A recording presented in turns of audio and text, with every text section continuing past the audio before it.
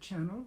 I'm Masood Raja, and today I briefly want to share my impressions of the recent Republican National Convention, especially in terms of my thought processes and reflections as an immigrant to United States.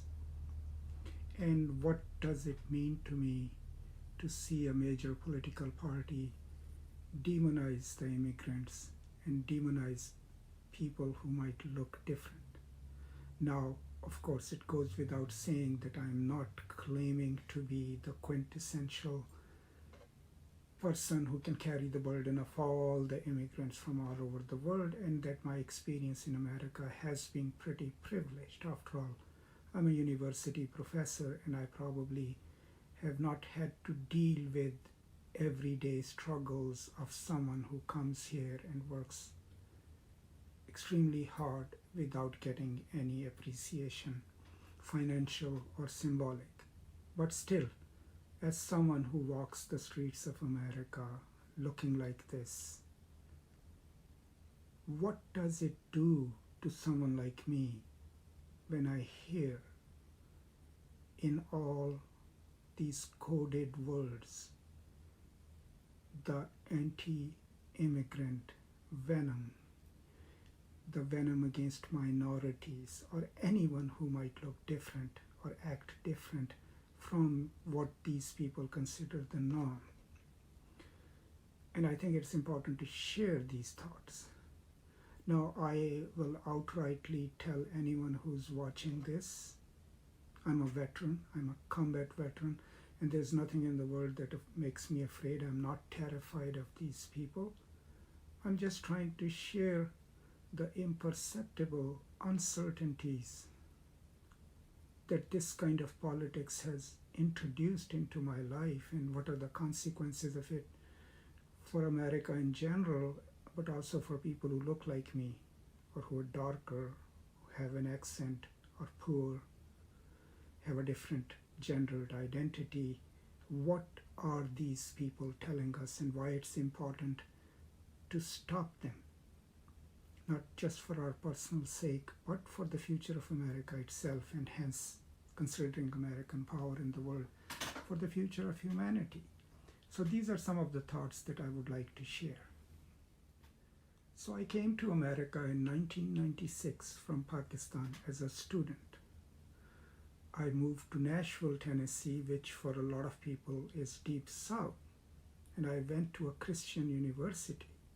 But my experience of 4 years of living in Nashville, interacting with my faculty and administrators, was absolutely positive.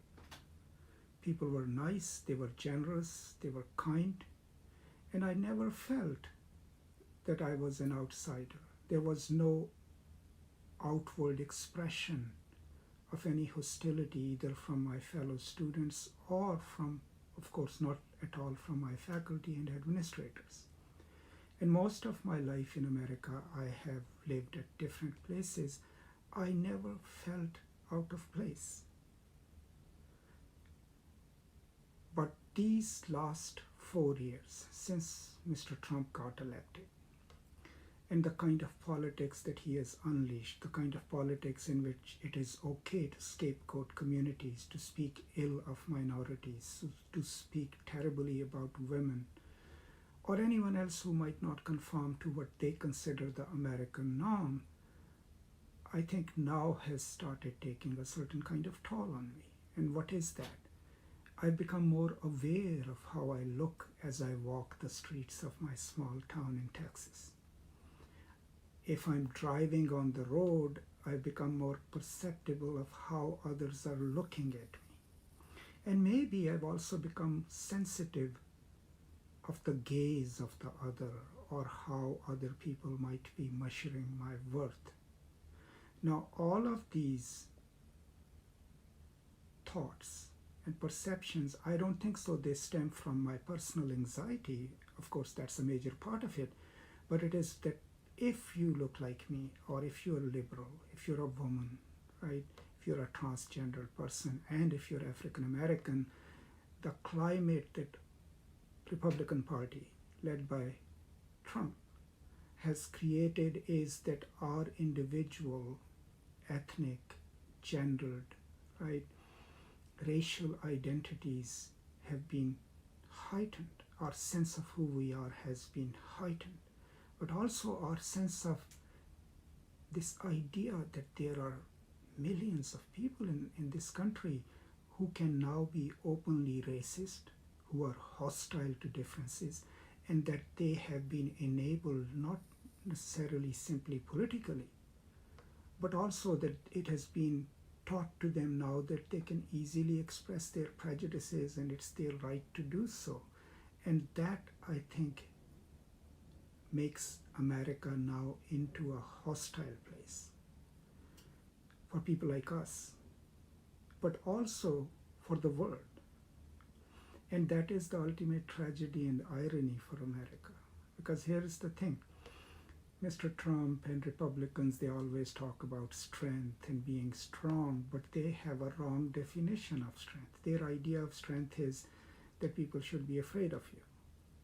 The world doesn't work like that. American strength inherently has always depended on its allies in the world and the goodwill of people who believed in America, despite the atrocities committed by different American regimes, despite American intervention in democratic countries, right? There was always this idea that America is a welcoming place, that if you want to make a new life, you can go to America and do that if you have talent and if you work hard. But Mr. Trump and his ilk, their idea of making America stronger is that make it an unwelcome place, make it an uncomfortable place, so that more people don't want to come here. And if you make America a hostile place, do you think it can still maintain its position in the world?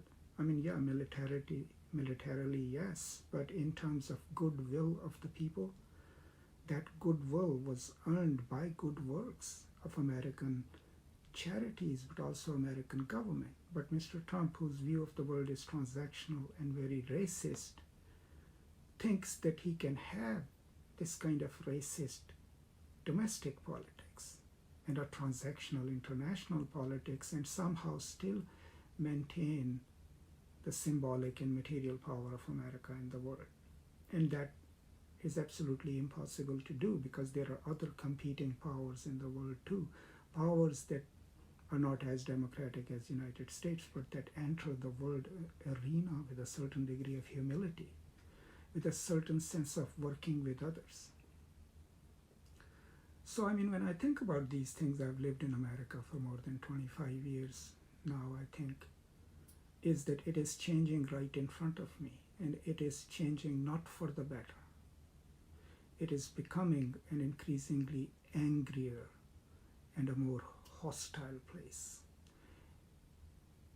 And if you think in human terms, if we go around walking being angry and being mad at everyone else, there is no way we can have good friendships and good relationships. We become toxic as individuals if we are always on the defensive, if we retaliate to every little, word that someone says to us. No one wants to be with people like that, or if we become judgmental or arrogant. These are all the qualities that we absolutely do not admire in individuals.